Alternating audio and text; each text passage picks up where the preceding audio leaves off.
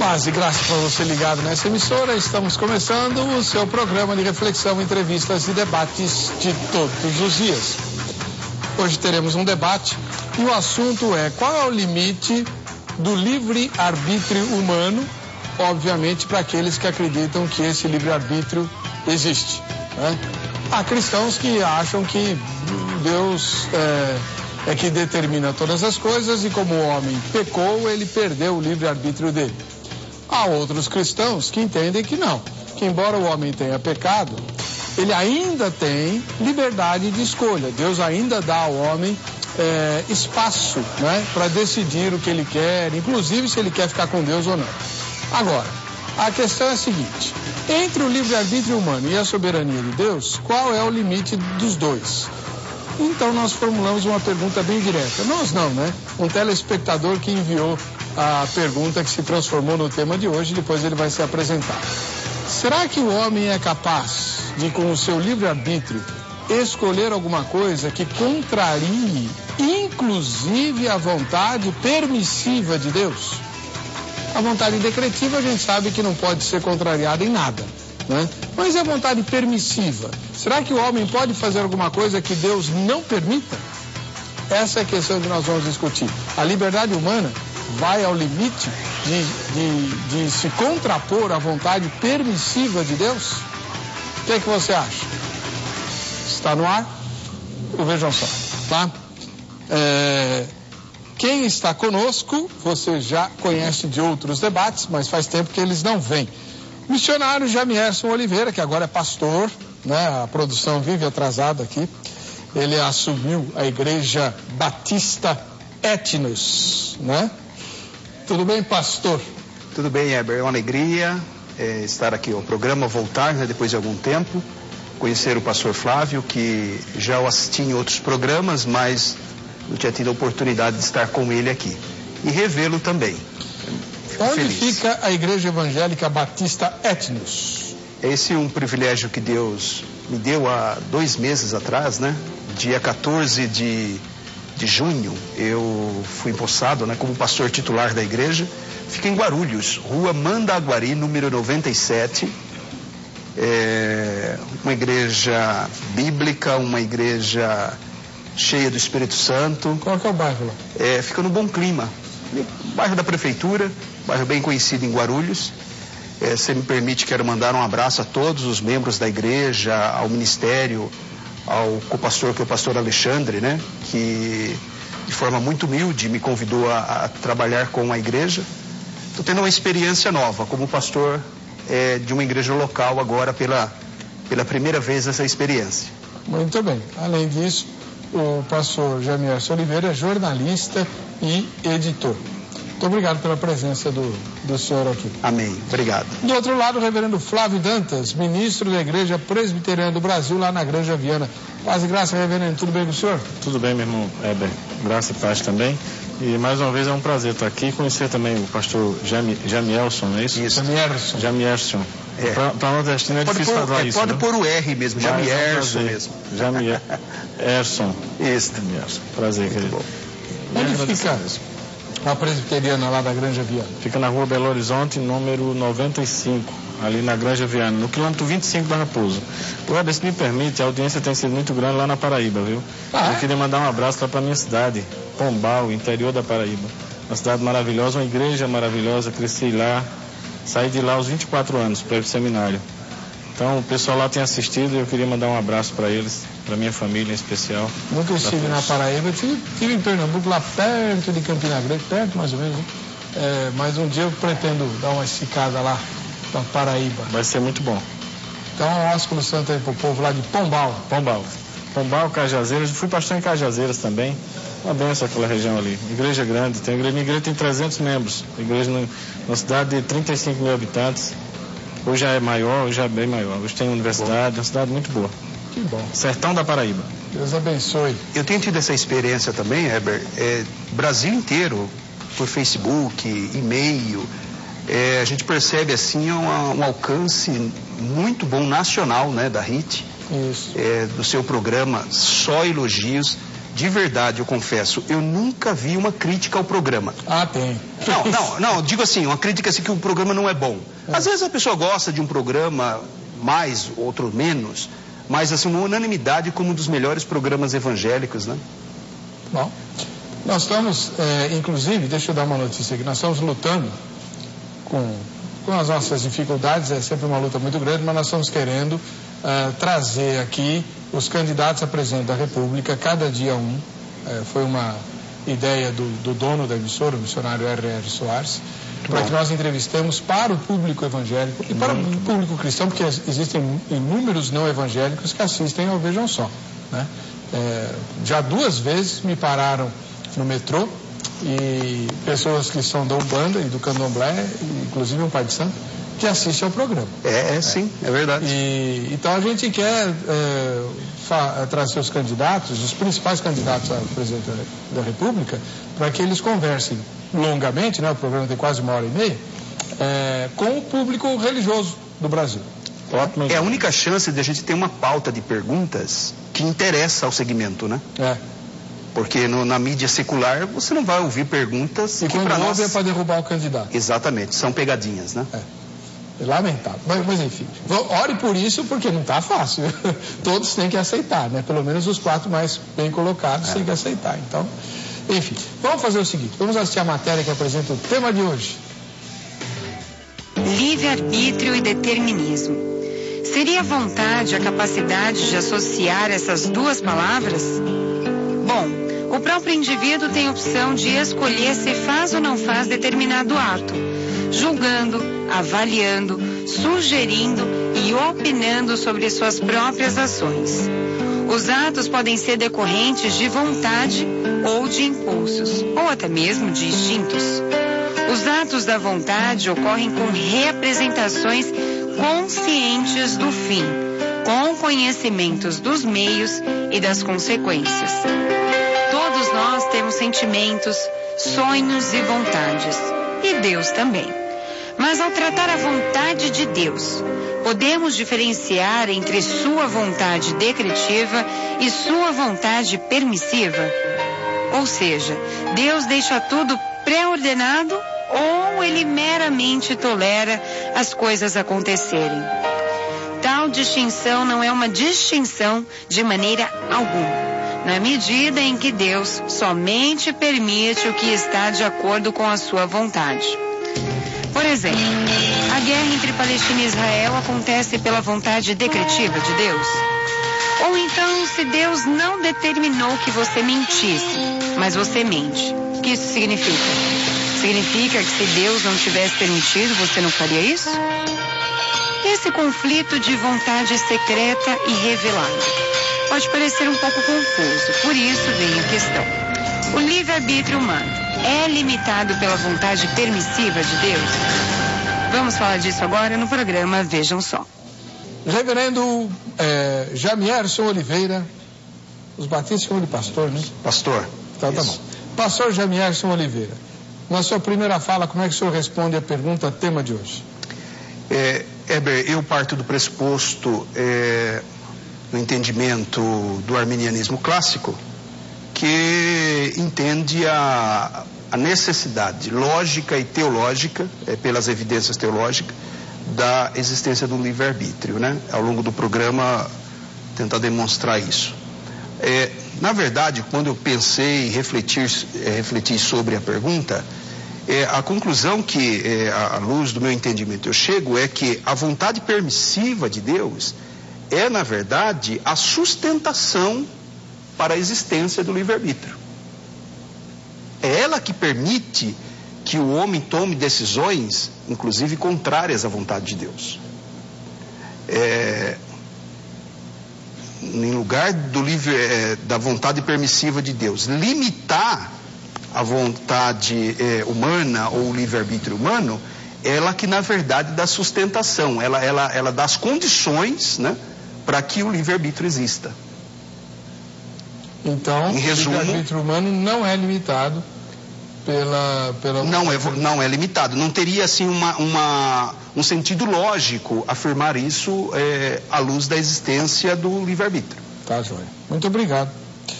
Reverendo Flávio Dantas é ministro da Igreja Presbiteriana do Brasil. Qual a sua primeira resposta à pergunta tema de hoje? Partindo então da posição reformada, calvinista, a vontade permissiva de Deus é apenas uma questão semântica, é uma questão de palavra, porque no fim prevalece a vontade de Deus. E não existe permissão de Deus se não houver decreto de Deus. Então, na verdade, a gente parte também do pressuposto bíblico e lógico no esquema teológico bíblico, que o livre-arbítrio o homem perdeu na queda. Ou seja, a liberdade de agir, de julgar uma coisa boa e agir e escolhê-la, e o pecado não permite que ele faça essa escolha de maneira livre. O homem não é livre para escolher, ele escolhe, mas ele escolhe por causa de pressupostos que ele tem. Tem uma razão no agir dele que ele tem que explicar. Por que eu escolho beber café e não vinho agora? Tem uma razão, e essas razões é que fazem a vontade de agir. O homem age livremente, mas não no sentido absoluto. Ele está sempre sob influência. E depois da queda, ele está sob influência do pecado. E para as coisas morais, para escolher Deus, o homem é incapaz por si só. A Bíblia chama o homem, depois da queda, de morto espiritualmente. Em Gênesis, capítulo 6, versículo 5, está dizendo que a maldade do homem se multiplicou. O homem se tornou mal, o homem não nasce neutro, o homem nasce mal. E lá no Salmo 51, Davi diz, em pecado me concebeu minha mãe. Ele nasceu pecador. Então o pecador, ele não está livre. A razão dele não está livre, nem a vontade dele está livre. Está condicionado a escolher o mal. Agora ele precisa de um libertador. Por isso que na teologia, falar em livre-arbítrio é ignorar a queda. É ignorar os efeitos da queda. Inclusive, isso começou lá com Pelágio, no século IV. Pelágio negava a transmissão do pecado original. O pecado original afetou só Adão. Ele dizia que os filhos de Adão não nasceram prejudicados por causa do pecado original. Só que a Bíblia não ensina isso. A Bíblia ensina, por exemplo, Jesus, quando explicou a maldade do homem, explicou que surgiu do coração do homem, um coração mau. Agora, para ele fazer o bem, ele precisa da graça de Deus, ele precisa ser transformado. O homem, para nós, ele não é livre. O livre-arbítrio, esse ideal que o homem tem de ser livre, na verdade ele não é. Ele é condicionado ao pecado. A natureza é pecaminosa, ele age de acordo com a natureza pecaminosa dele. Então eu diria sobre o tema, não há livre-arbítrio, nesse sentido absoluto, há livre agência, que a gente pode explicar, e a vontade permissiva de Deus também é apenas uma semântica, porque tudo é vontade de Deus. No fim, ninguém pode resistir à vontade de Deus. E lembrando do Salmo 115, versículo 3, se eu não estiver enganado, diz que Deus está no céu e tudo faz como lhe agrada. E depois, se tiver mais tempo, a gente vai olhando em Atos, que quando foi dito, Pedro pregava e dizia, olha, vocês mataram Jesus, mas eu sei que vocês fizeram por ignorância, e também porque assim Deus determinou, vocês cumpriram o propósito de Deus. Mas mesmo assim ele disse, arrependei-vos. Mesmo porque os atos dos homens, no final, fazem a vontade de um Deus soberano, eles não deixam de ser responsáveis pelos seus atos. Agora, o grande mistério para nós, humanos, é difícil entender e reconciliar isso, mas são duas verdades que a Bíblia coloca de maneira plena, soberania e responsabilidade humana. Soberania plena, em que o homem faz pensando no que ele está fazendo, mas faz a vontade de Deus. Muito bem, vamos lá. Pastor Jamierson, o reverendo Flávio Dantas usou vários argumentos aqui para dizer que o homem, depois de Adão, não tem mais liberdade de escolha. A escolha dele é sempre uma escolha viciada. É assim mesmo? É importante destacar, Heber, que assim como calvinistas, arminianos clássicos e wesleyanos, né, distinguem-se muito do que é o semi-pelagianismo ou pelagianismo, né, que é um entendimento herético, de verdade equivocado, que entende que o homem por si só, ele consegue tomar iniciativa em busca da sua salvação, né? Em princípio, esse é o pensamento de Pelágio, que o livre-arbítrio do homem é pleno ao ponto de dar a ele, por si só, condição de buscar a sua salvação e de buscar a Deus. Em nenhum momento equivoca-se os calvinistas, de modo geral. Eu vejo assim bastante ignorância da parte do entendimento calvinista em associar o arminianismo com o pelagianismo, o semi-pelagianismo. Não tem nada a ver uma coisa com a outra. Para você ter ideia, ambos cremos na depravação total. Ambos calvinistas e arminianos. E arminianos, wesleyanos e clássicos. Logo, se o homem caiu e está destituído da glória de Deus, conforme Romanos capítulo 3, verso 23, Efésios, o clássico texto de Efésios capítulo 2, verso 1, que o irmão citou, que o homem está morto nos seus pecados e seus delitos. Agora, é verdade biblicamente também que a queda afetou o homem, a sua vontade, a sua capacidade, mas não a destruiu. Não destruiu a imagem de Deus, o homem, ao ponto de torná-lo inapto para aceitar a graça de Deus. Então, como é que nós resolvemos isso do ponto de vista teológico? Para o calvinismo, a eleição incondicional entra nesse papel, então Deus naturalmente tem que eleger alguns para a salvação. Para o entendimento clássico e wesleyano, é a graça preveniente. O cordeiro que foi morto antes da fundação do mundo, conforme Pedro capítulo 1, verso 20, a partir do versículo 18, ou seja, Deus proveu um meio de salvação, ou seja, a causa original da salvação do homem é Deus. Ela habilita a vontade humana para querer ou não, resistir ou não a Deus. Aí é a escolha humana. Porque nós temos um grande problema, né? É um problema, Heber, insolúvel do ponto de vista filosófico e lógico e teológico. A negativa do livre-arbítrio coloca Deus no banco dos réus. Porque ele passa a ser naturalmente autor do pecado. Não há uma solução lógica, nenhum teólogo conseguiu encontrar uma solução lógica para isso. Porque, veja bem, se Deus é todo poderoso, vamos colocar aqui uma equação, e você tenta acompanhar comigo o raciocínio. Se Deus é todo poderoso, se Deus existe, ele é todo poderoso e amor, logo o mal não pode existir, né? Logo o mal não pode existir, porque um Deus todo poderoso destruiria o mal, ele pode destruir o mal. E se ele é amor, ele também não ia querer a existência do mal. Então um Deus todo poderoso e amoroso, não existiria o mal. Porque ele tanto pode excluir o mal, quanto ele não gostaria que o mal existisse. Bem, como nós sabemos que o mal existe, então fica um problema. Bem, se o mal existe, logo Deus que existe também, do ponto de vista cristão, ele ou não é amoroso, é apenas todo-poderoso, ou seja, ele pode excluir o mal, mas não o faz porque ele não é amoroso, ou ele não é amoroso, ou ele não é todo-poderoso, é apenas amoroso. Ele não quer que o mal exista, mas ele não pode excluir o mal.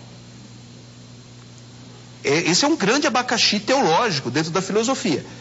Bem, como que a gente resolve esse problema? Só tem um jeito de resolver esse problema: o livre-arbítrio humano. Porque um Deus todo-poderoso e todo-amoroso, ele pode existir com a presença do mal, uma vez que haja um agente do mal, que é o livre-arbítrio. Aí entra a vontade permissiva de Deus.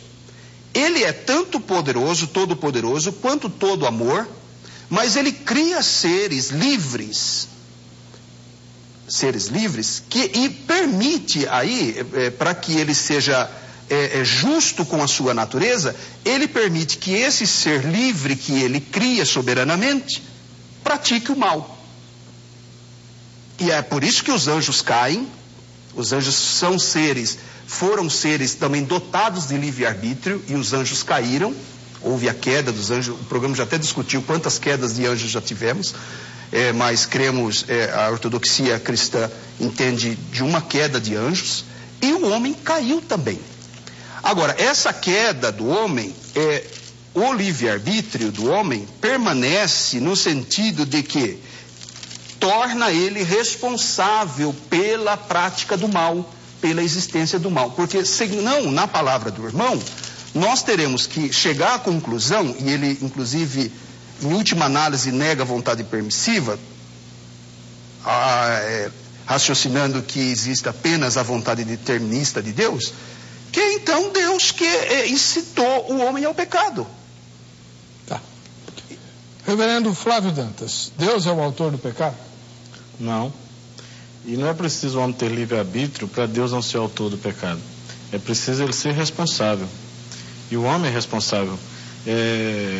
Eu fiquei surpreso em achar aqui um novo tipo de arminianismo, e de pelagianismo e semi-pelagianismo, que acaba na mesma coisa.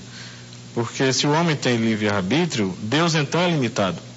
O homem limita Deus. Deus criou um ser maior do que ele, que ele não controla. Então o homem é quem vai controlar Deus e o mundo. Não é Deus quem está no controle. É esse ser humano aí com essa liberdade toda que está no controle. E não é bem assim que a Bíblia coloca. A Bíblia coloca que Deus está no controle desde o início. A queda estava decretada. Mesmo assim o homem foi responsabilizado por ela. Deus criou as circunstâncias para a queda. Deus criou um Éden, criou uma árvore. Para ele não pecar, era só Deus não ter criado a árvore. Agora, antes da queda, o homem era mais livre, porque ele não tinha pecado. E ainda não estava tendente ao pecado como está hoje. Então, hoje ele não tem o livre-arbítrio, esse sentido dessa liberdade para escolher sem influência. Principalmente para a salvação. E graça preveniente, a Bíblia não fala em lugar nenhum de graça preveniente. Fala de graça. A graça que nos salva, a graça que ilumina, a graça que regenera, a graça que alcança o homem. Graça é favor imerecido. Não é nenhuma força que age no pecador antes dele ser, para ele aceitar ou rejeitar a Deus. Se ele for atingido pela graça, ele vai aceitar. Se ele não for atingido pela graça, ele não vai aceitar. Esses são os pontos do calvinismo, coerentes e lógicos. E os contrários aos pontos do arminianismo, discutidos lá no Sínodo de Dort, que os arminianos levantaram. Ou seja, até o Sínodo de Dort, a Igreja Reformada na Holanda ensinava que o homem era totalmente depravado, que a eleição era incondicional, que a expiação era limitada, que a graça é irresistível e que os crentes perseverariam até o fim, os que foram salvos. O arminianismo propôs, a primeira coisa, o homem não é totalmente depravado. Isso que o reverendo acabou de dizer, a graça, o pecado atingiu, mas não totalmente. Aí a eleição não é incondicional, é condicionada, aí transformaram a predestinação em presciência. Não, Deus previu que o homem ia ter fé, e aí salvou aqueles que vão ter fé. Então existe um mundo paralelo, que Deus está só agindo de acordo com esse mundo paralelo. Alguém toma uma decisão lá e Deus ratifica. Deus não é, na verdade, soberano. Deus está na mão, então, de um ser maior do que ele. Quanto ao mal, é uma questão que ninguém resolve tão facilmente, simplesmente criando um homem livre para o mal. Porque o diabo estava lá também, foi criado também. Né? E o que é o mal? O mal existe por si só? Essa é uma pergunta que a gente tem que se fazer. O que é o mal? O mal, o que é o mal? O mal é quebra dos mandamentos de Deus. O mal é Deus quem diz o que é mal e o que é bem também. Quem estabeleceu o que é certo e errado no mundo foi Deus ao criar o mundo e a dizer o que o mundo deveria fazer, que é certo e o que é errado. Por exemplo, ele colocou lá uma árvore do conhecimento do bem e do mal. Então, quem criou o mal? De onde veio o mal? Do homem, da liberdade do mundo, do homem? Da ação do homem? Foi de uma ação contrária à vontade de Deus, é o mal, que é também chamado de pecado. Tudo que é pecado é mal. Então o mal, ele não existe como uma entidade isolada. Ele também, na filosofia, você chama isso de algo abstrato. O mal não é concreto, o mal não existe por si só, o mal depende de alguém para existir. Agora, o que é concreto? Só Deus é concreto. O mal é abstrato, nós também somos abstratos nesse sentido filosófico. Nós dependemos de alguém para existir. Mas voltando à questão, aí a teologia, os reformadores do Sínodo de Dort chegaram à conclusão de que não, o homem é totalmente depravado, a eleição é incondicional, não depende de nada no homem para que Deus tenha escolhido. Mesmo quando Paulo fala em Romanos que a quem predestinou, a quem conheceu, a estes predestinou, ele está falando só que conheceu, mas não que viu alguma coisa neles, que determinou a eleição deles. Mas eu queria também terminar um texto que Isaías fala em 45:7, eu formo a luz e crio as trevas, faço a paz e crio o mal, eu, Senhor, faço todas as coisas. Em Jeremias, capítulo 10, versículo 23, fala aqui uma coisa muito interessante. Diz assim: eu sei, ó Senhor, que não cabe ao homem determinar o seu caminho, nem ao que caminha o dirigir os seus passos. Aí lá no capítulo 13, que é bem conhecido, eu acho que nas discussões sobre livre-arbítrio aqui, todos já falaram sobre ele, Mas no 13:23, esse texto diz assim, sobre o homem poder mudar o seu estado, né? Pode acaso o etíope mudar a sua pele ou o leopardo as suas manchas? Então poderíeis fazer o bem, estando acostumado a fazer o mal. A posição teológica calvinista e reformada, que eu creio que não explica tudo, porque ninguém consegue explicar tudo, né? A trindade é discutida e você vai morrer discutindo isso, questões diversas na Bíblia, vão morrer discutindo isso, mas coerentemente é que o homem perdeu o livre-arbítrio, agora, e ele só pode ser salvo se Deus o regenerar. O problema é na ordem da salvação também, que o arminiano trocou o lugar. Mas depois a gente trata do ordem dos salutos lá, vamos retomar algumas coisas aqui. Para o senhor, ficou bem claro na sua fala que o homem não tem liberdade para decidir se faz ou não faz, como a matéria apresentou lá. O homem não tem essa liberdade. Não tem. Quem decide tudo é Deus. É Deus. Tá. E ele age de acordo com isso. Jabier, você explica uma coisa para mim, que você falou uma coisa e o reverendo disse que o arminianismo diz o contrário. O arminianismo ensina a depravação total do homem? Total. Ele diz que não. Eu falei da desinformação que há no meio calvinista. Né? Você vai... todos os calvinistas que passaram aqui pelo programa, e eu tive o privilégio de estar com alguns irmãos aqui, há sempre esse equívoco em associar arminianismo, tanto clássico como wesleyano, que é essas duas escolas que se distinguem coisas muito suaves, do pelagianismo ao semi-pelagiano. Ora, essa lógica do irmão, ou a lógica calvinista de soberania de Deus e livre-arbítrio, não faz o menor sentido bíblico. Por quê? Vamos lá. Se Deus só é soberano com o homem sem livre-arbítrio, então nós temos um problema muito sério, porque as Institutas de Calvino, volume 1, página 127, ele diz que Adão tinha livre-arbítrio. Então, no momento que Adão tinha livre-arbítrio, que, segundo o calvinismo, era o livre-arbítrio pleno, né? Que o único que teve livre-arbítrio, na verdade, foi Adão. Então, nesse momento histórico da raça humana, no Éden, Deus não era soberano? Como é que o senhor responde isso, reverendo? Então, tanto não era soberano que veio a queda. Isso mesmo, tá certo. É isso? Não. Tanto é soberano que ele só caiu, Adão, porque Deus havia decretado que ele caísse. O problema é que a gente não nega o livre... Mas aí a gente faz de Deus autor do pecado, não faz de Deus autor do pecado, porque quem pecou foi o homem. Não foi Deus. Ele tinha opção de não pecar? Sim, agora eu pergunto, Judas traiu Jesus, porque Deus decretou que Judas trairia Jesus. Deus foi culpado por Judas ter traído Jesus? Não, Deus não... Porque Jesus disse, olha, nenhum dos que o Senhor me deu perdeu, senão o filho da perdição destinado para isso. Então, como é que fica? Outra pergunta. Herodes e o povo se juntou para condenar Jesus. Condenou Jesus. Pedro disse que eles condenaram por um determinado propósito de Deus. E Deus foi culpado por eles terem condenado? Vamos botar Deus no banco do réu ou Herodes? Tá, espera um pouquinho, reverendo. Vamos voltar um pouquinho lá, porque tanto Judas quanto Herodes e Pilatos são todos pecadores. Isso. Certo? Já estavam debaixo da égide do pecado. Sim. Adão não. Sim. Certo? Adão, ele é imagem e semelhança perfeita de Deus, antes da queda. Muito bem. Quando Deus decreta a queda de Adão, Adão cai porque Deus mandou ele cair ou porque Adão quis cair? As duas coisas. Como assim? As duas coisas. Porque aquilo que Deus decreta, Deus faz com que a providência dele faz com que todas as coisas ocorram conforme o decreto dele. E o homem não deixa de ser livre, ele age com o pensamento de que ele está agindo livremente, mas ele está agindo cumprindo um determinado propósito de Deus. Vamos ler lá Atos? Atos explica isso. Atos, capítulo 4.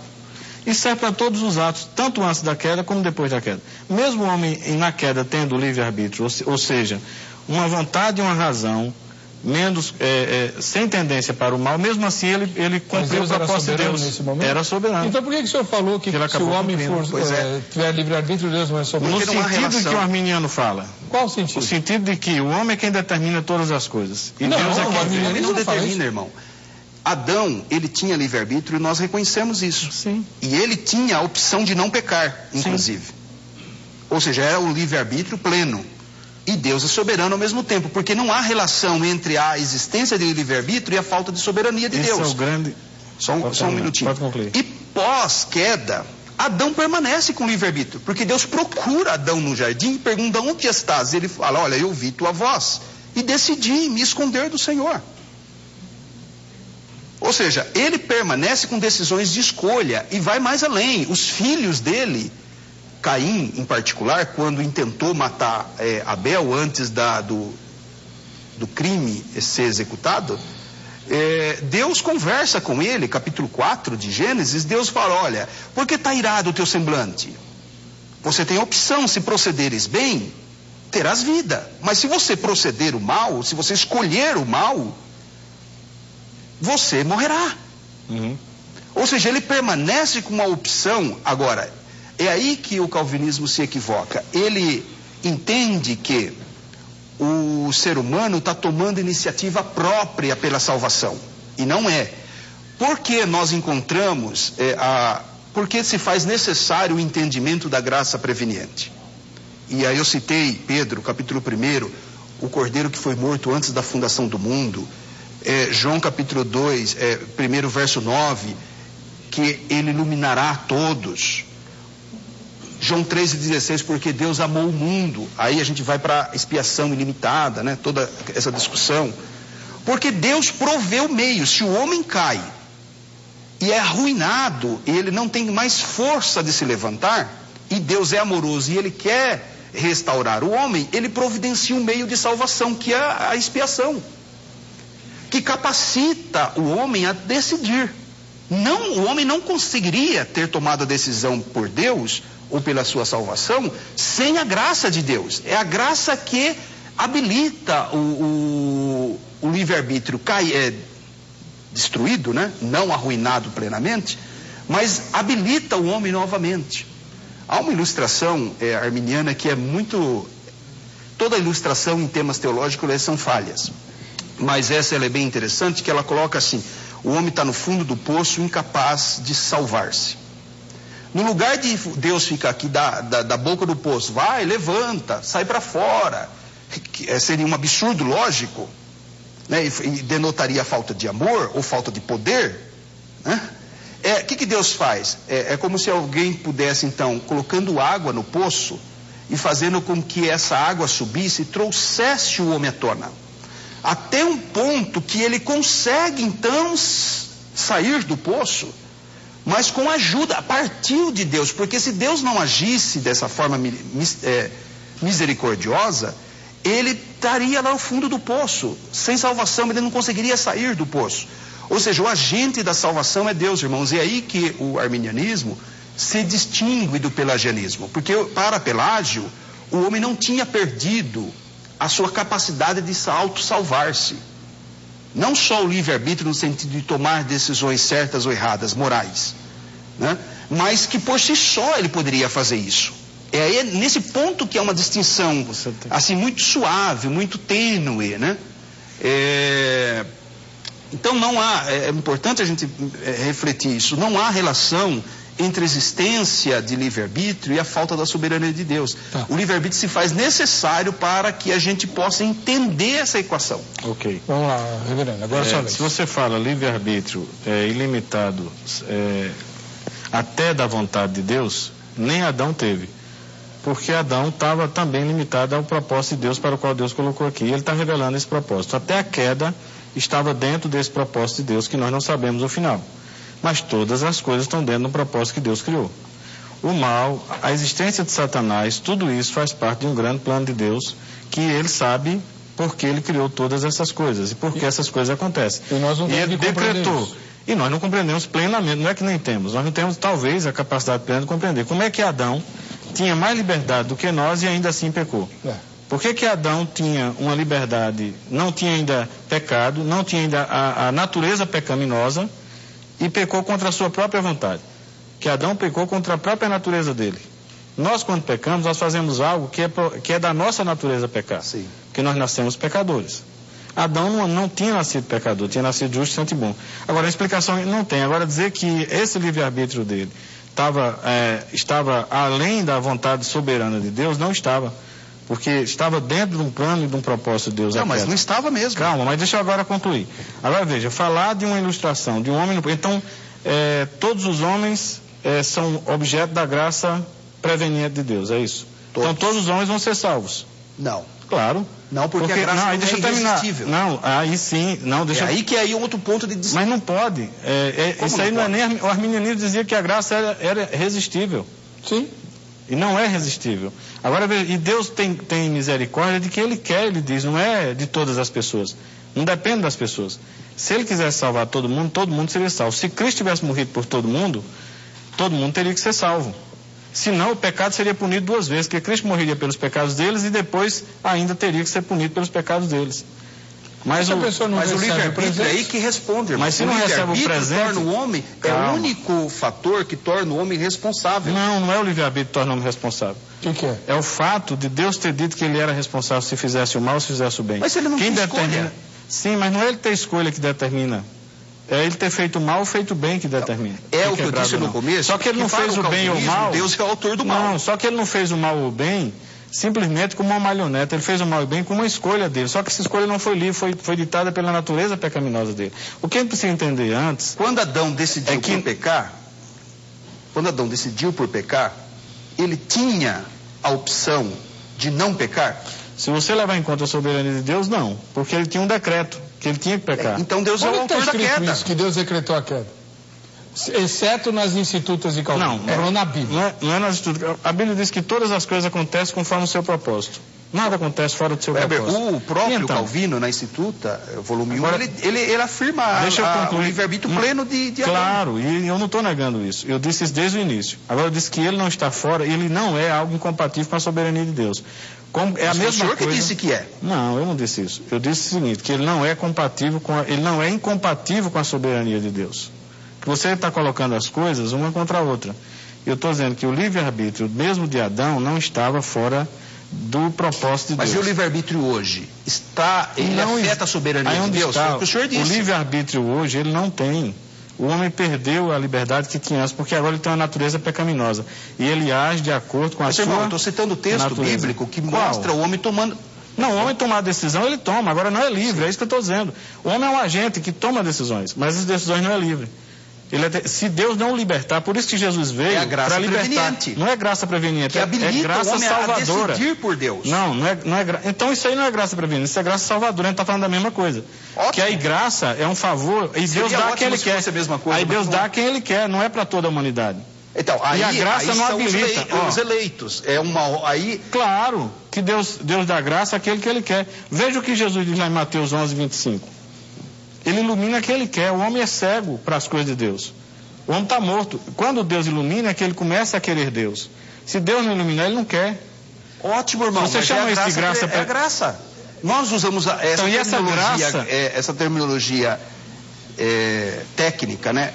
Ou graça anterior, graça preveniente, porque nós entendemos corretamente que o homem não tem capacidade de autossalvar-se, de buscar, de tomar a iniciativa. Então você não é arminiano. Eu sou. Você é calvinista. Não, o calvinismo, ele coincide com o arminianismo nesse ponto da depravação total. Aí, como é que o arminianismo resolve o problema? A graça de Deus, que é ilimitada, alcança todos os homens, ou seja, ela toca todos os homens, mas como ela é resistível e não irresistível, conforme a linha calvinista, sim, o homem pode, iluminado pela graça, alcançado pela graça de Deus, resistir ou não. Como? Se o homem vai estar iluminado pela graça, vai resistir à graça? Porque todo tempo. Não, se o homem é iluminado, Adão, ele resistiu à graça. Não. Se ele estiver iluminado, jamais ele vai resistir. Você já pensou assim? Adão, ele estava iluminado, irmão? Não, Adão não tinha nem pecado ainda, ele não precisava de iluminação. Ele não tinha pecado ainda. A gente está falando de homens pecadores agora, depois da queda. O homem, depois da queda... Nós somos melhores depois da queda do que Adão? Não, nós somos piores. Então Adão era muito mais iluminado do que eu hoje. Mas eu estou falando que ele não precisava de iluminação, porque ele não estava cego ainda, não tinha caído no pecado. A queda de Adão foi soberana, certo? Isso é uma questão para lá. Agora, hoje, a gente está discutindo hoje, o livre-arbítrio hoje. O homem sem Deus, ele nasce morto nos seus delitos e pecados. Ótimo. Ele precisa ser salvo. Ele vai ser salvo se Deus o escolheu, é isso que a Bíblia diz. Vai ser salvo se Deus escolheu. A Bíblia também vai dizer, o arminiano vai dizer, que Deus escolheu com base no arrependimento que ele já previu. Está lá em Pedro, que o senhor não citou. Mas isso não tem... O senhor não citou o texto de Pedro, certo? O senhor citou Romanos, e deu uma interpretação conveniente ao que está escrito lá em Romanos capítulo 8, ao que Deus conheceu também os predestinou. Mas não é conhecer de saber o que o cara vai fazer. Então, isso não está escrito. Sim. Pedro vai dizer, eleitos segundo a presciência de Deus. O que é presciência? Boa pergunta. Bom tema para o próximo debate, Paulo. Muito bem, nós estamos no terceiro bloco do programa. Vejam só, discutindo ardorosamente aqui com o pastor Jamierson Oliveira e o reverendo Flávio Dantas. O pastor Jamierson Oliveira é da Igreja Evangélica Batista Etnos e o reverendo Flávio Dantas é da Igreja Presbiteriana do Brasil, lá da Granja Viana. Se o livre-arbítrio humano é limitado pela vontade permissiva de Deus. Aí eu cutuquei o reverendo Flávio para explicar para nós como é que os calvinistas interpretam 1 Pedro capítulo 1, verso 2, né? Se não me engano é isso. Eleitos segundo a presciência de Deus. Pode falar, reverendo. Eleito segundo a presciência de Deus. Presciência não tem nada a ver com ver o futuro e determinar de acordo com o futuro. Está dizendo apenas que ele conheceu aqueles que elegeu. Como é que você vai eleger sem olhar para a pessoa? Presciência é apenas o fato de Deus ter já procurado quem ele ia salvar dentro de uma humanidade perdida. É um olhar mais específico para as pessoas, já amoroso, já com graça. E aí ele elege. Mas não tem ali no texto também dizendo que ele previu que eles iam crer e aí ele predestinou. Porque isso é Romanos. Isso, não. Como que não? Não é. Mas Romanos, aos que dantes conheceu, o que ele fez? Aos que dantes conheceu. Aí ele predestinou. Mas não disse que predestinou porque conheceu neles alguma coisa para predestinar. Só disse que conheceu. Aí é ir além do texto. O texto não disse que ele conheceu, viu que eles iam ter fé. Que não também é ir além do texto, reverendo. Mas como que não? Não, é não dizer o que o texto não diz. É calar, é dizer que Deus conheceu. Joia. Deus conheceu quem ele ia predestinar. Como é que você entende o Romanos 8 e 1 Pedro 1:2? Nós temos que levar em conta nessas duas passagens o livre-arbítrio do homem. Que, embora o homem não tenha capacidade, devido ao seu livre-arbítrio, a buscar a Deus, a graça de Deus se houve manifestada para trazendo salvação para todos os homens. Né? É o que, por exemplo, olha, Tito 2:11, pois a graça de Deus se manifestou trazendo a salvação a todos os homens. Hebreus capítulo 2, verso 9, porém, aquele Jesus que foi feito um pouco menor que os anjos, nós o vemos por causa do sofrimento da morte, coroado de glória e honra, para que pela graça de Deus provasse a morte em favor de todo o homem. Ou seja, a morte expiatória de Jesus, por isso que nós entendemos que ela é ilimitada, né? No sentido de alcançar todos os homens, mas não irresistível. E não irresistível porque nós encontramos os textos bíblicos que mostram o homem resistindo à graça de Deus. Por exemplo, Mateus capítulo 7, versículo de número 30, é um texto extraordinário. Fala que os homens frustraram os desígnios de Deus. Capítulo 7 e versículo 30. Mateus capítulo 7, verso 30. Olha o que diz. Essas bíblias eletrônicas, não? Diz aí. Que eles frustraram os desígnios de Deus, os fariseus não se batizando. Lê, por favor, deixa eu ver. Eu leio o contexto, por favor, querido.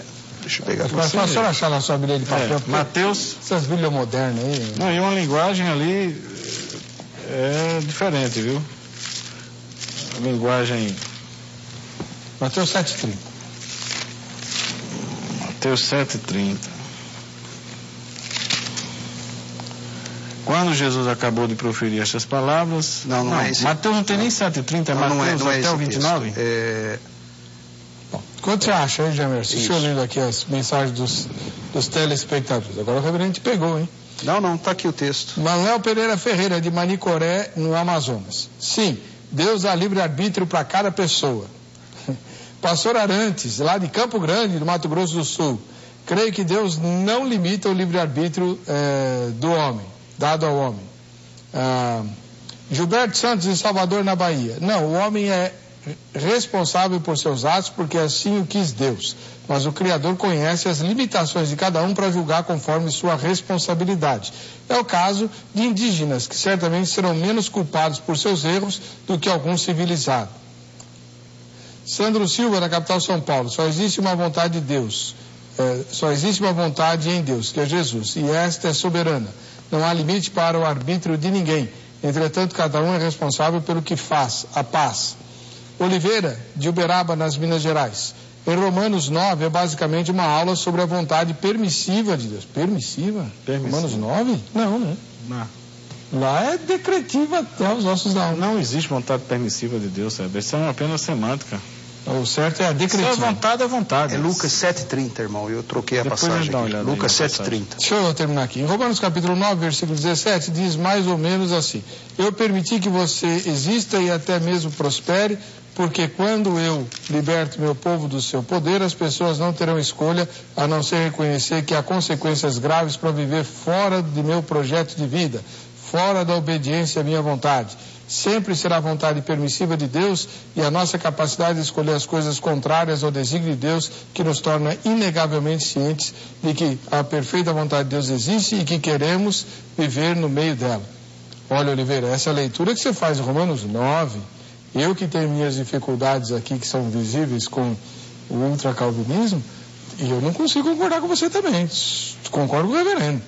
Romanos 9 é o capítulo mais explícito da vontade decretiva de Deus eu quero e está acabado. E quem reclamar vai apanhar.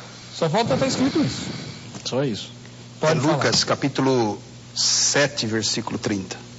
Sim, você está falando que eles resistiram aqui ao desejo de Deus, deles cumprirem aquela lei do batismo, né? Isso. Pois é. Só que aqui não está falando da vontade decretiva nem da vontade eletiva de Deus, está falando... O senhor pode ler o texto? Leio o texto aqui, ó. Todo o povo que ouviu, até os publicanos, reconheceram a justiça de Deus, tendo sido batizados com o batismo de João.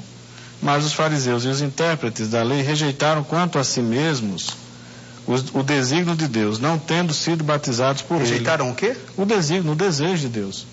Agora veja só, aí você tem um aspecto da vontade de Deus, que é uma só. Mas a Bíblia também diz que a vontade de Deus não existe a vontade permissiva. Não, e nem a... Posso falar agora? Sim, claro. Estou falando o seguinte, ó. A vontade de Deus, ela é uma só. É a vontade de Deus. Só que tem aspectos da vontade de Deus, que são os desejos de Deus. Nem sempre ele cumpre os seus desejos, como nós fazemos. Até um outro tema pode discutir isso depois, Heber. Ótimo. Mas nós temos aí a vontade, desejo de Deus. E eu queria até ver um texto aqui, que fala sobre isso. Não vou discutir isso agora, mas certamente se trata disso, de fariseus, Deus tendo vontade que eles fizessem isso, falando isso para eles, e eles não fazem. Mas isso não está dizendo por que eles não fizeram. O texto não está explicando por que eles não fizeram. Justamente porque eles eram duros de coração e não tinham liberdade para fazê-lo. Mas os outros que foram alcançados pela graça de Deus buscaram a justiça de Deus. Os fariseus não foram alcançados pela graça de Deus. Quem é alcançado pela graça de Deus busca a Deus. A graça é salvadora, ela salva. Ela é um favor imerecido de Deus para o homem. A Bíblia diz que nós somos salvos pela graça. E não é graça preveniente, é graça salvadora. Tá. Não capacita, a graça salva. Mas é importante nós lembrarmos que o texto está dizendo, em oposto ao que o irmão está dando de significado ao texto, o texto está dizendo que eles resistiram aos desígnios de Deus. Sim, a gente resiste ao desejo de Deus. A todo tempo. Os 10 mandamentos não são vontade de Deus? Sim. E nós quebramos os 10 mandamentos todos os dias. Sim. Todo tempo nós desobedecemos a Deus. Sim, porque nós caímos. Não porque nós temos liberdade. Porque nós caímos, porque nós somos pecadores, exatamente por isso. Keilo Cavalli, de Araputanga, no Mato Grosso. Na minha opinião, a tal da vontade permissiva de Deus não é diferente da vontade soberana. Se Deus permite algo, é porque soberanamente quis dessa forma. Caso contrário, ele não seria soberano e seria sujeito ao acaso. Como disse o pastor Thomas Tronco no outro debate, se um assassino pedisse a um juiz a permissão para matar alguém e o juiz usasse sua vontade permissiva para permitir, sem se culpar do crime, ele ainda seria responsável. Deus é bom e justo, mesmo que nossa capacidade de entendimento seja limitada para entender isso. Abraços. Oswaldo Alves, de Gravatá, em Pernambuco. A respeito do tema, respeito a algumas denominações que discordam da predestinação, ou melhor, do próprio destino de cada criatura que Deus colocou no mundo. Por sorte, acredito que o livre-arbítrio, ou livre ação, como alguns preferem denominar, é apenas mudança de termo para burlar que o livre-arbítrio não existe. Logo, se existisse, não dependeríamos da graça e misericórdia para desejar a salvação. Deus, na sua eterna vontade, permite que o homem afastado dele enverede por caminhos tortuosos, como bem descritos pelo livro de Romanos 1:24. Por isso Deus os entregou aos desejos de seus corações, à imundície, de modo que desonraram entre si os próprios corpos. Nesse sentido, Deus permite que falsos cristãos acumulem erros de toda sorte, que indago, será que em cada família não teria pena? E aí acabou o espaço do irmão Oswaldo Alves. Olhar dessa maneira, como o Oswaldo acabou de descrever, me parece que o senhor mais ou menos pensa igual. Não é dizer que a obra perfeita de Deus ao criar o ser humano como imagem e semelhança dele foi total, completa e absolutamente destruída por uma criatura dele que foi Satanás? Não. A gente crê, Heber, que o homem caiu e o que foi destruído nele não foi absoluto no sentido de... foi extensiva. Em todas as áreas da vida dele ele está caído, mas não completamente. O homem não chega a fazer todo o mal quanto ele poderia fazer. Deus, de certo modo, ele caiu, mas ele não perdeu a capacidade de pensar, por exemplo. A imagem dele permanece? Permanece. Então você concorda com os arminianos? Sim, mas só que... Ela é o livre-arbítrio pertence a essa imago Dei no homem. Só que não é o livre-arbítrio igual ao de Adão. Não é mais, porque o homem está morto nos seus delitos e pecados, ele não pode agir por si só, ele não pode buscar mais o bem. Então ele precisa ser alcançado pela graça de Deus que vem através da fé. A fé vem ouvir o Evangelho. Então por isso que quando chega o Evangelho, a mensagem do Evangelho para o pecador, e a morte de Cristo ela é extensiva a toda a humanidade, ele tem condição de responder a mensagem do Evangelho. Deixa eu fazer uma pergunta para vocês dois aqui. Aliás, é uma pergunta, uma curiosidade. Eu vou ouvir primeiro o calvinista e depois o arminiano. Tudo bem? Tudo bem. Vamos lá. Vamos imaginar alguém no Nepal que nunca, nem ele, nem o pai, nem a mãe, nem o avô, nem o bisavô, nunca ouviram falar, nem tiveram a mais remota notícia de Jesus. Tá certo? Alguém lá no Nepal. Deve ser budista, né? Não sei. Esse alguém toma decisões boas, quer ajudar as pessoas, é caridoso com os fracos e pobres. Isso é resultado da graça na vida dessa pessoa? É da graça comum. A gente distingue entre graça comum e graça especial. A Bíblia faz essa distinção quando Deus diz que faz nascer o sol sobre justos e injustos. Tudo é graça de Deus. Mas a graça especial é aquela que Deus dá àqueles que Ele elegeu para a salvação. Eu acho que o que a gente está divergindo aqui é a ordem da salvação. Que para o arminiano, para o pastor, primeiro o homem é alcançado pela graça, aí ele crê, não é isso, reverendo? Isso. Aí depois mas ele pode resistir a essa graça que Deus quer dar a ele. Isso. A gente não, eu creio que ele não resiste, porque quando Deus quer salvar, Ele salva. Por quem Cristo morreu, vai ser salvo. Cristo morreu por pessoas específicas, não foi pelo mundo. Ele sabia por que ele estava morrendo. Tá. E ele morreu por pecados determinados àquelas pessoas. Já aquelas pessoas vão ser salvas. Porque Deus as escolheu antes da fundação do mundo, é o que Paulo fala. Não, o que eu queria deixar claro para o telespectador os atos de bondade de alguém que não teve contato nenhum com a fé cristã são resultado da graça ou reside alguma coisa boa no coração humano? É resultado da graça comum. Então é resultado da graça comum. O homem caiu. Os arminianos dizem o quê? Também tem um entendimento da graça comum, que é aquilo que eu disse no começo, Weber, que a queda trouxe a ruína, né, da vontade humana. Ele já não pode mais buscar a Deus por si só, mas o homem não está destruído toda a sua imago Dei. E ele tem ainda a imagem de Deus nele, não só essas boas ações, ou seja, a capacidade de tomar decisões para o bem e para o mal, como eu citei o texto de Gênesis 4, que Caim, Deus alertou para Caim que ele tinha condição de não matar, se ele fizesse a opção. Claro que não por força própria. Por isso que é importante nós lembrarmos que no tempo de Deus, o sacrifício de Jesus tem um alcance cósmico, atemporal, para que esse homem caído pudesse ter condição de decidir pelo bem, por um bem moral, animado pela graça de Deus.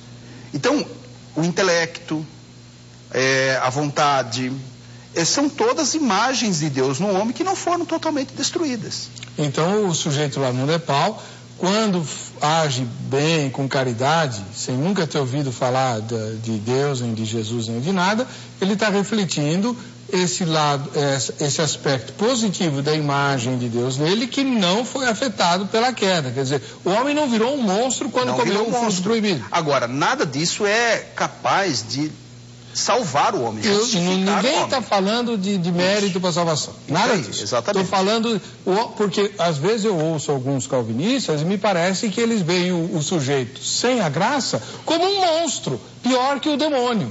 É assim? Não. A gente vê o homem com a graça comum de Deus, Deus ainda agindo, sustentando todas as coisas, até o homem. Deus está ainda agindo no mundo, e se ele não agisse, aí sim, aí isso aqui viraria monstro, porque por isso que a salvação... Agora, isso não tem nada a ver com a salvação. A expiação precisa ser ilimitada, irmão. Não, porque se não é ilimitada, é o contrário. Se ela não é ilimitada, o homem teria virado um monstro. Não. Deus salva quem Ele quer. Ele diz isso bem claro lá em Romanos. Tá, mas o Ele tem misericórdia de quem quer, exato. O tema de Deus não é esse. Então a gente não vai entrar nesse mérito. Tá. Mas... só, reverendo, terminar uma coisa, é o calvinista, é o arminiano mais calvinista que eu já vi na minha vida, o reverendo. Porque o arminianismo, irmão, ele é reformado, é teologia reformada. Eu ouço assim, até com um certo garbo, o calvinista dizer assim, olha, a teologia reformada, saibam os calvinistas que o arminianismo também é teologia reformada. Que diga Roger Olson. É isso. Tem o livro do Roger Olson aí que explica bem isso. Aliás, ele ficou bravo. Porque um aluno dele falou, infelizmente não posso mais assistir suas aulas porque o senhor não é reformado. Como que não? O senhor não é calvinista? Aí ele escreveu esse livro lá, ele escreveu de raiva. Exato. Vamos ver o que a nossa repórter apurou. O livre-arbítrio humano é limitado pela vontade permissiva de Deus? O livre-arbítrio humano limitado pela vontade permissiva de Deus? Eu creio que Deus não viola vontades, né? O livre-arbítrio é um poder que nos foi conferido e a Bíblia nos deixa a direção clara do que dá certo, do que dá errado, do que é bom, do que é ruim. E a vida é feita de escolhas, né? Então eu entendo assim que Deus respeita as escolhas de cada um, né? Mas Deus sempre está com seus braços abertos para restituir aquilo que se perdeu, para restaurar aquilo que precisa ser restaurado, desde que a pessoa queira. Então, assim, se ela entrou num caminho errado, se ela fez uma escolha ruim, né, e ela se arrepender, sempre vai haver perdão, sempre vai haver misericórdia, sempre vai haver um novo começo, porque é a especialidade de Deus, fazer novos começos. É o livre-arbítrio dela. Então Deus ele não interfere em nossas vontades assim, né? Então eu creio que é como uma vontade permissiva. Ele nos dá o livre-arbítrio de decidir estar com Ele. Então a gente decide estar com Ele porque a gente o ama, não por aquele que Ele possa nos dar, nos entregar, mas a gente decide estar com Ele. Então assim, é um livre-arbítrio mesmo, né? Que Deus não interfere. E Deus é um Pai que sofre quando a gente acaba deixando de requerer Ele, né? De andar com Ele, né? Se é por Deus? Isso. Se Deus não quer, acho que também não tem, né? A pessoa que tem que ter a direção dele, né? Para saber o que faz e o que não faz. Se a pessoa está distante dele, acho que qualquer coisa vale. Falar de livre-arbítrio existe muita teoria e muitas imaginação, né? Às vezes tem cristão que, por fato de nós estarmos na graça, né, eles usam até o seu livre-arbítrio até mesmo para cometer assim, tipo, um certo erros e, né, porque estamos na graça, né, que Jesus acaba perdoando, mas é algo meio que seja ser um pouco grave na atualidade que estamos vivendo por estar até mesmo na época da graça, né. É um pouco complexo esse negócio de livre-arbítrio, né. Porque se é livre-arbítrio, né, não tem assim, tipo, um limite. Você pode ter o seu limite próprio seu. Se você estiver na presença de Deus fielmente, Ele não vai interferir em nada. É uma escolha nossa, né? O livre-arbítrio. Deus não interfere, Ele deixa a gente decidir, tanto é que há a consequência das nossas decisões. Então, isso. Não, eu acho sim que Deus pode interferir, sim. Porque já que foi Ele que criou a humanidade, Ele tem o direito de interferir, né, em alguma coisa que esteja fora dos padrões, né? Como a gente vê muito por aí, né? Ele deixa na Bíblia o livre-arbítrio, mas, né, como nós sabemos também que pela Bíblia, algumas coisas, para a gente alcançar a glória, não pode ser, né, praticado. O homem tem livre-arbítrio? O escravo tem livre-arbítrio? O servo tem livre-arbítrio? Eu sou uma serva, eu não sou livre. Eu sou do Senhor. Então não posso dizer, não existe isso para um servo. E aí, como é que você comenta essa última fala? O cristão tem livre-arbítrio? O senhorio de Jesus não é absoluto sobre a vida dele? Dá para responder com a Bíblia, né? Isaías capítulo 1, verso 19 e 20 diz assim: se for da vossa vontade obedecerdes, comereis os frutos do país. Falando para uma nação eleita, né? Mas se recusardes e fordes rebeldes, sereis devorados pela espada, pois a boca de Jeová o disse. E outros textos, Ezequiel 33 e 11. Pela minha vida, diz o Senhor, não tenho prazer na morte do ímpio, mas sim em que o ímpio se converta do seu caminho e viva. Convertei-vos dos vossos maus caminhos, pois por que morrereis, ó casa de Israel? E, entre outras passagens. Aí a gente vai divergir novamente, né? O salvo, uma vez o salvo para sempre, né? A segurança da salvação, né? Um dos pontos de divergência. Armínio tinha dúvidas sobre esse ponto. Né? Armínio, ele entendia que não, né? Que o homem não... Não, ele não conseguia negar a perseverança dos santos. Isso, isso que ele entendia. Ele entendia que uma vez salvo para sempre. Porque a salvação... Em última análise, não está bem resolvida essa questão na teologia de Armínio. Ele tinha dúvidas. Agora, reverendo, me diz uma coisa. Se eu entendi bem o seu pensamento, o homem perdido, antes da conversão, o iníquo, né? Ele não tem livre-arbítrio porque a vontade dele está escravizada ao mal, certo? Quando ele se converte, ele continua não tendo livre-arbítrio, porque agora a vontade dele está presa ao senhorio de Jesus, igual falou a última moça. É assim mesmo? Então o homem nunca vai ter vontade? Vontade ele tem. Essa vontade é sempre objeto de alguma interferência. Ou ele está sendo influenciado por Deus, ou ele está sendo influenciado pela sua natureza pecaminosa. Acontece que quando o homem se converte, ele está agora sob a influência divina, sobre a influência do Espírito Santo, sobre a influência de Deus, para fazer a vontade de Deus que ele não tinha capacidade de fazer por si só. Então agora ele consegue. Ele agora é servo de Deus. Deus agora ele não consegue ainda plenamente, porque Deus não retira a sua natureza pecaminosa de maneira total ainda. Vai vir a glorificação. Amém. Então nós temos duas naturezas aqui agora, uma regenerada e uma ainda não regenerada, o velho homem. Rafael Rinaldi, de São Paulo, capital. Se o livre-arbítrio humano é limitado pela vontade permissiva de Deus, então não haveriam estupros, torturas, homicídios, entre outros crimes bárbaros. Acredito que o ser humano é dotado de livre-arbítrio e 100% responsável pelas suas ações. É isso? Eu perdi o raciocínio, desculpa. Ele diz que o homem é 100% responsável pelas suas ações, porque ele é dotado de livre-arbítrio e por isso que ele estupra, tortura e mata. Ele é escravo do pecado, né? Todo aquele que comete pecado é escravo do pecado. Agora, ele tem a oportunidade, ele tem, sim, a opção de não pecar ouvindo o Evangelho. Né? O Evangelho habilita a expiação ilimitada de Cristo, habilita a vontade humana para que ele responda ao apelo da salvação, ao apelo do Evangelho. Então ele pode não ser alcançado pela graça de Deus, ele pode deixar de ser escravo do pecado.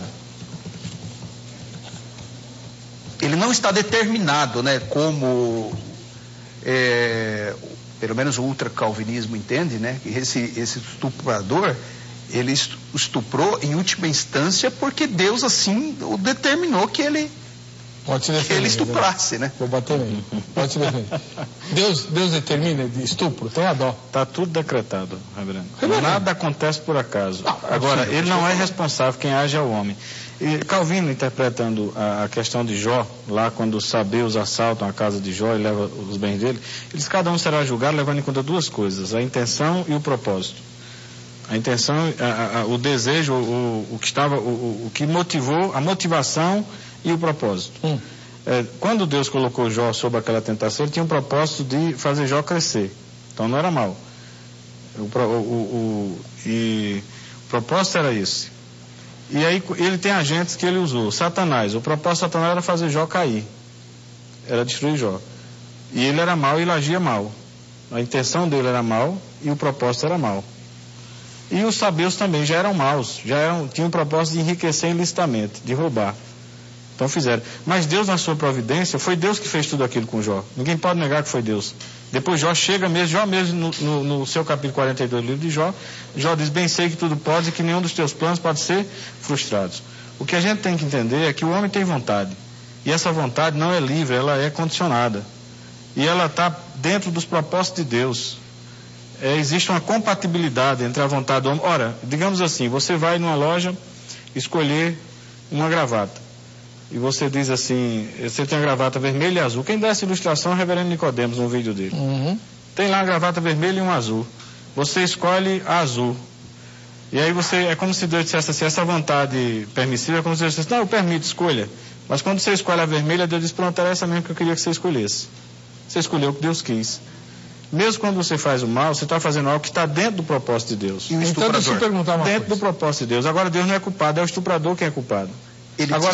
Como a gente vai resolver isso? Agora a Bíblia... vou ler um texto, posso? Com a permissão de vocês? Sim, senhor. Aquele texto que eu já falei, mas eu vou ler para ficar mais claro.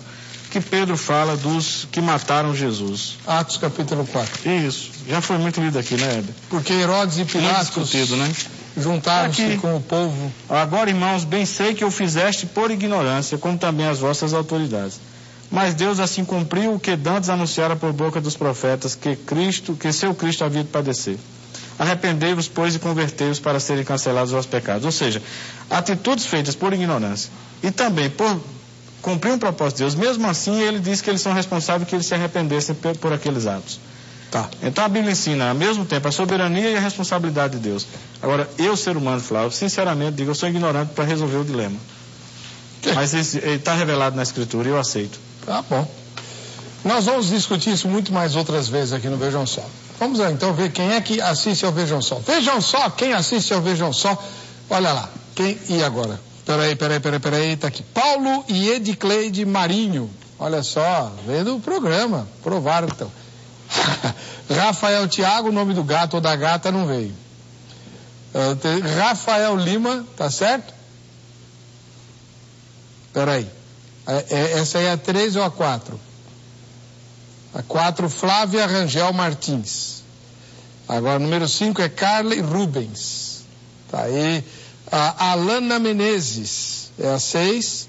E esse é o inconfundível pastor Cleverson Pereira, lá de Arthur Nogueira.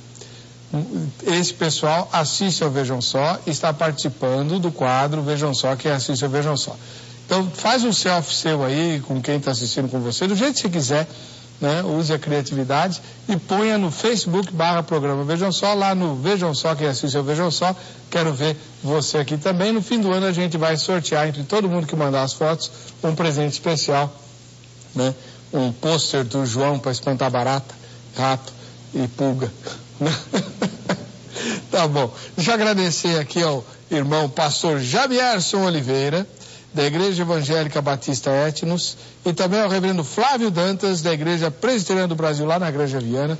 Ambos abriram espaço na agenda e vieram aqui brigar comigo sobre essa questão da vontade permissiva de Deus e o livre-arbítrio, mas foi Deus que decretou tudo isso, inclusive as minhas palavras. Eu não tenho culpa de nada. O Salmo 139 diz isso. A palavra nem me chegou à boca e tu já conheces todas. Mas eu que sou culpado por aquilo. O senhor é que é responsável pelo que fizer. Então tá bom. Nós nos veremos no próximo Vejam Só.